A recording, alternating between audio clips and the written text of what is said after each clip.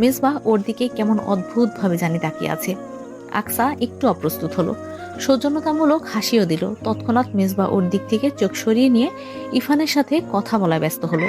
আকসার মা আয়শা পারভিন নবাবী শ্যামাইয়ের ডেজার্ট বোলটা মেজবার দিকে এগিয়ে দিয়ে বললেন, এটা খাও বাবা, তুমি তো তেমন কিছুই খেলে না, মিষ্টি একটু কম খাই আন্টি।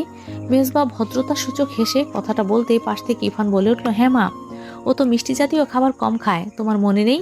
আগে যখন ও আমাদের বাসায় আসতো তখন তুমি চা বানালে চায়ে চিনি দিতে নিষেধ করতো, আর এখন তো ও আরো বেশি ডিসিপ্লিনড হয়ে গেছে, মিষ্টি জাতীয় কোনো খাবারই খায় না। দেখো না এক্সারসাইজ করে বডি কেমন বানিয়েছে। ইরফান বেশ চটপটে, কথা বলে বেশি, আর এদিকে মেজবা চুপচাপ, কথা বলে কম, এক কথায় বলা চলে ইন্ট্রোভার্ট পারসন। আকসা এবার সরাসরি মেজবার দিকে তাকালো। তার পরনে একটা ডিপ আলমন্ড ওল্ড মানি হ্যাকসন কেবল পলো টি শার্ট আর ব্ল্যাক কালারের ফর্মাল প্যান্ট। বাঁ হাতে ওল্ড মানি টাইমপিস ওয়াচটা দেখতে দারুণ লাগছে। পূর্বের সেই ঝাঁকড়া চুল এখন আর্মি কাট, হাতে একটা সিম্পল চিকন তুর্কিশ রূপার আংটিও পরা। লোকটার যে জিনিসটা সবচেয়ে বিশেষ তা হলো তার চোখ। চোখের মনি হালকা সবুজ রঙের, যেটাকে হ্যাজেল চোখও বলা যায়। Almond shape. মেজবার সেই চোখ আকসার উপর পড়তেই ও তড়িঘড়ি করে চোখ সরিয়ে নিল। মেজবা এবার টেবিলের ওপর থেকে ফোনটা তুলে নিয়ে পকেটে রেখে আয়শা পারভিনকে উদ্দেশ্য করে বলল, তাহলে আন্টি, যেই কথা বলেছিলাম সেটাই কিন্তু থাকলো। আপনারা কিন্তু আগামী শুক্রবার আমাদের বাসায় আসছেন, সবার ইনভিটেশন রইল কিন্তু। আয়শা বেগম হেসে আচ্ছা বলে দিল। সম্মতি জানালেও ইরফান একটু বাধা দিয়ে বলল, তুই তো আছিস এখানে দিন 15-র মতো, আমরা না হয় লেট করে যাই। লেট করা যাবে না, আন্টি কখন আমাদের বাসায় যায়নি। মামুনি কিন্তু তোদের জন্য অ্যারেঞ্জমেন্ট করবে, শিওর আসবি শুক্রবার, আমি কনফার্ম ধরে নিলাম। তুই না আসলেও সমস্যা নেই, আন্টি গেলেই হবে।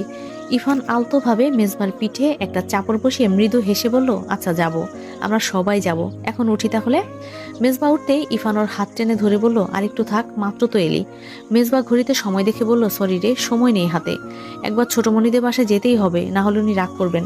আজ সন্ধ্যায় যাওয়ার কথা ছিল, এখন তো বিকেল হয়েই এসেছে, সেখানে পৌঁছাতে সন্ধ্যা, তুইও চল আমার সাথে। মেজবা ইরফানকে টেনে ধরলো। ইরফান আবার না করতে পারলো না। মেজবা ওর সবচেয়ে ভালো বন্ধু, মুখে না বললেও ওরা best friend ever.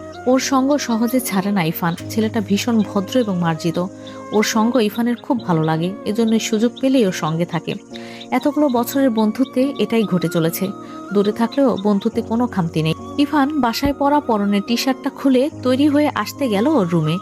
Ayesha Parvin তখন টেবিল থেকে সব এটো প্লেট আর খাবার সরিয়ে রান্নাঘরে নিয়ে গিয়েছিল। আকসা এতক্ষণে চুপচাপ ফোন দেখার ভান করেছিল। এরা সবাই যেতেই খেয়াল করলো ডাইনিং এ শুধুমাত্র ও আর মেজবা। ওর হঠাৎ এবার